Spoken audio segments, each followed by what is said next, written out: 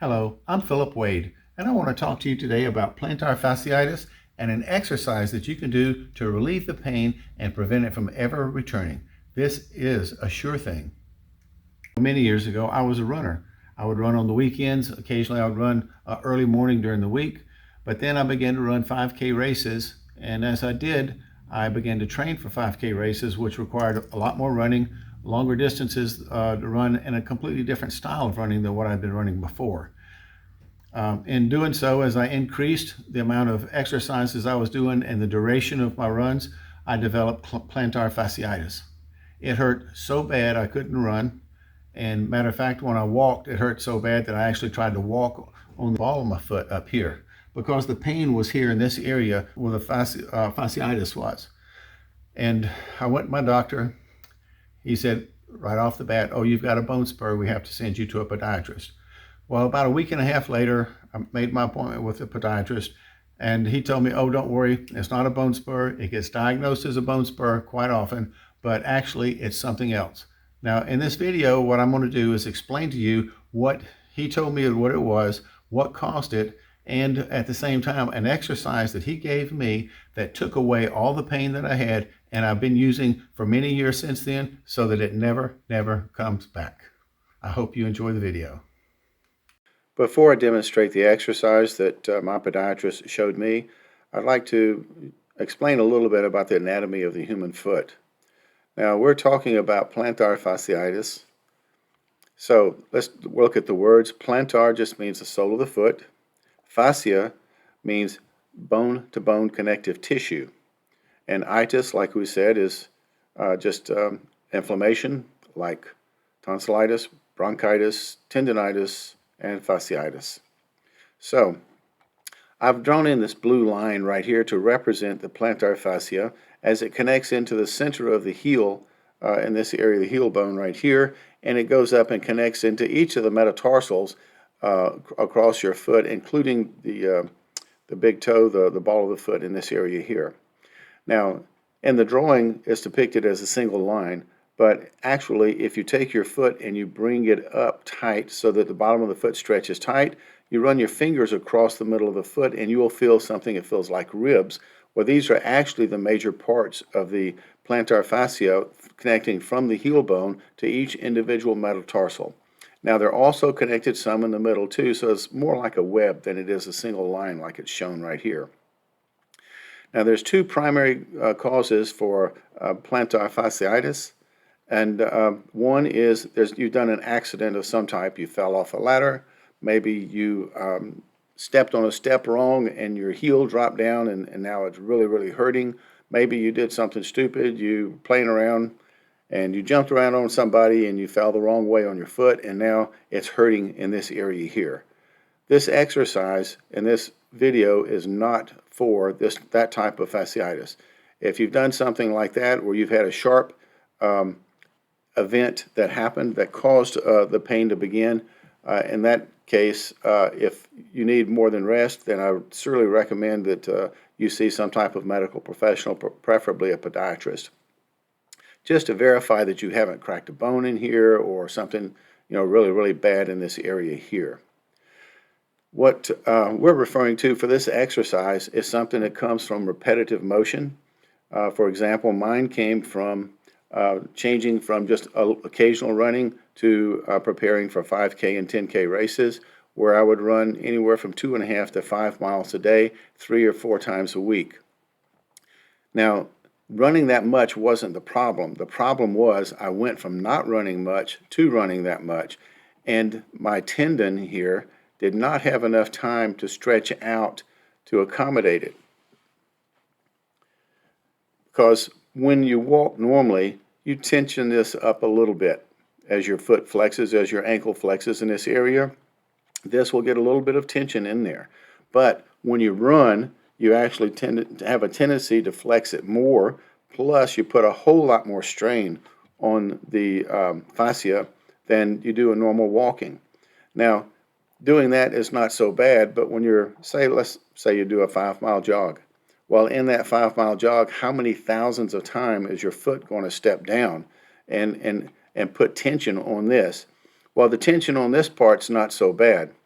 But where it connects into the heel bone in here is what is absorbing the majority of the force from every time that you accelerate that step. And in doing so, you've already got this pulled tight at the same time.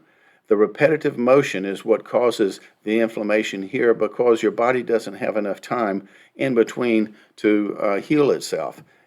And just a few tugs doesn't cause a problem, but the continual over and over and over, especially once the inflammation has begun, causes the inflammation to stay there and even become more acute. This exercise that we'll be doing, you place the ball of your foot on the edge of a step, you drop your heel down as far as it will go to completely relax it. That's why you have a longer time in here for two reasons, and I'll say something about that a little later. But what it does is it pulls this tight, and then you're doing a regular stretch.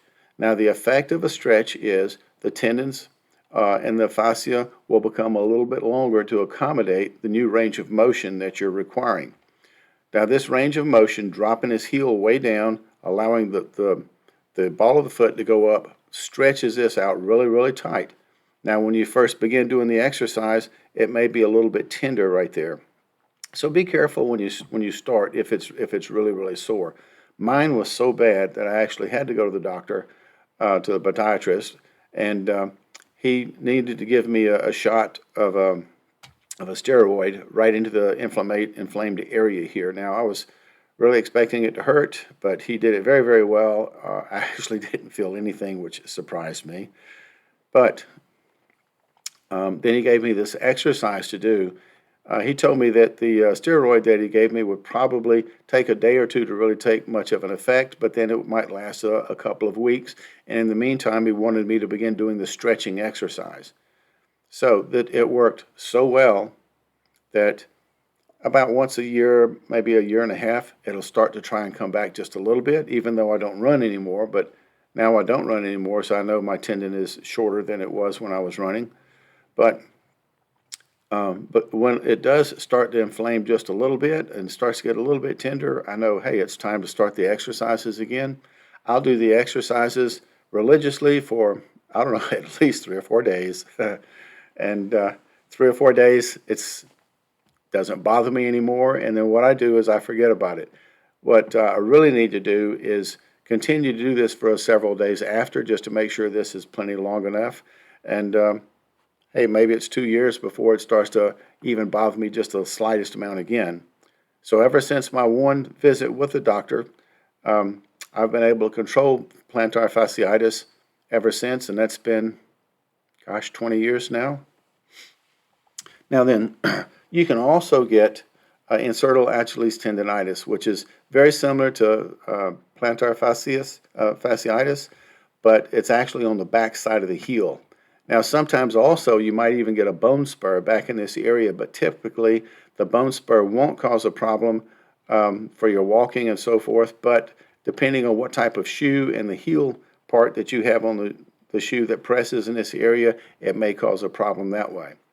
This exercise that we'll be showing you will also help with this insertal Achilles tendonitis, which is very, very similar to the problem that you have here. This tendon in this area here needs to be stretched out along with the muscle. Now, if you want to focus just on this, all you have to do in the exercise is just keep your knees bent. That will relieve all the pressure on the backside over here. My recommendation is, even if you don't have a problem with this area, go ahead, do it with your legs straight so that make sure that everything here stays nice and stretched out. So the tendon over here, we're calling this a tendon and we're calling this fascia. Fascia connects bone to bone. Tendon connects bone to muscle. Bone to muscle, that's the biggest difference right there. So if you keep this stretched out, then the exercise that you're doing will not be pulling so hard. It will not put as much pressure on this right here. And you'll find out the itis, the inflammation that you have here, will go away. So let's take a look at the exercise. Move up to the step. Place the balls of your feet on the edge of the step so that you can drop your heels down all the way and let them fully relax. You want to try and hold this for 3 minutes if you can. You should be able to feel the tightening in your calf as it's stretching the Achilles tendon and the calf muscle together. If this is too painful or if it hurts your calves too much, bend your knees slightly. This takes the pressure off of your calf because remember, the Achilles tendon connects to the heel bone and through the calf muscle connects all the way up to the femur, the thigh bone. So when your legs are locked straight, you're going to be stretching that calf and Achilles tendon. But if you bend the knees, that relaxes the pressure off of them. They're not stretched as much. All the stretch then is done strictly on the plantar fascia on the bottom of the foot. If trying to hold this position with locked knees for 3 minutes is too much, it's too difficult, try 30-second increments. Do it for 30 seconds, step away, shake your legs out a little bit, and go back and do it again for another 30 seconds. Do 6 sets of 30 seconds, 2 times a day, once in the morning and preferably, and once in the evening so they're spaced out equally.